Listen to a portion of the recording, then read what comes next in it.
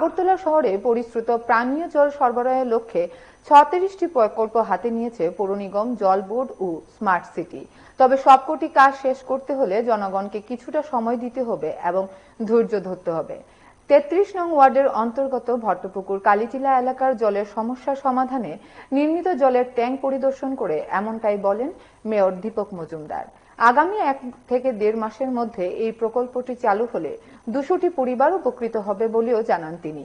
১৭ কোটি টাকা ব্যয়ে নির্মিত হয়েছে এই পরিশ্রুত পানীয় জল সরবরাহ কেন্দ্রটি।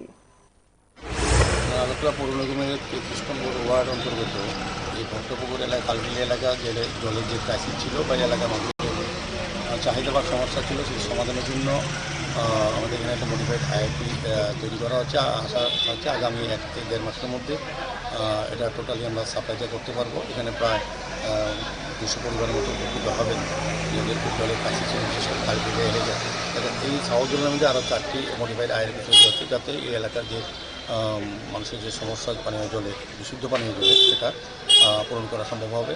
তো আমাদের এখানে আগরতলা পৌর নিগম, স্মার্ট সিটি এবং জল বোর্ড সবাই মিলে কাজ করছেন। আমাদের তিনি এলাকার সাউথনের চেয়ারম্যান, কর্পোরেটর অধিক মন্ত্রী বিশেষ উদ্যোগে আমি বলব, এবং এই এলাকার লোকের সহযোগিতা, এখানে জায়গা পাওয়া গেছে, কাজটা করা গেছে। আমাদের কাজ করার অনেক সুযোগ আছে, কিন্তু অনেক সময় আমরা সঠিক জায়গা যেখানে নির্মিত করার উচিত সেই জায়গা পাওয়া যায় না।